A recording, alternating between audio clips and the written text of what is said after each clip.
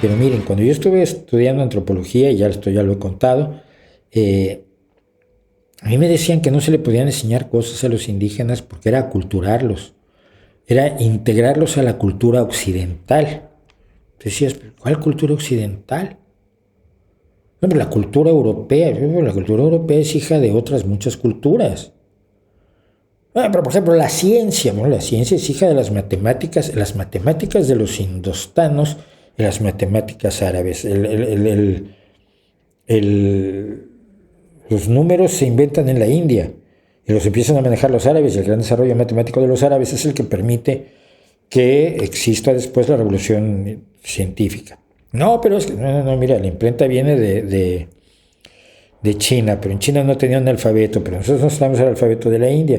El alfabeto de la India es un alfabeto que permite tener tipos movibles, cosa que la escritura ideográfica china no te permite tener.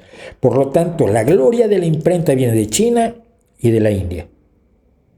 Y se conjunta para poder hacer el estallido de la difusión de la información en Europa, accidentalmente, incidentalmente, pero no porque haya sido ni virtud, ni exclusiva, ni nada de Europa. Por eso no le puedo enseñar matemáticas superiores a un indígena.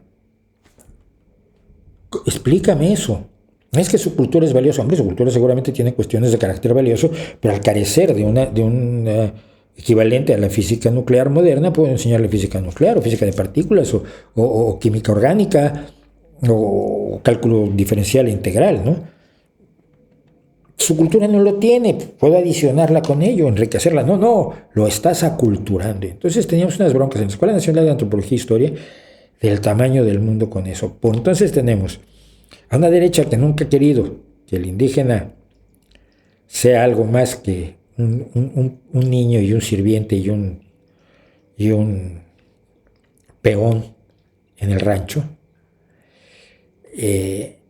o un peón de albañil, o un servidor en los grados más bajos del empleo y del ingreso en México. Luego tienes una izquierda que dice que bueno, que sigan así siempre, porque si no se van a volver europeitos, y eso no lo quiero yo. Hijo mío, pues es equivalente a decir, como el telescopio lo inventaron en Holanda, no tenía por qué haberlo usado Galileo. ¿Tú crees? Me parece ridículo.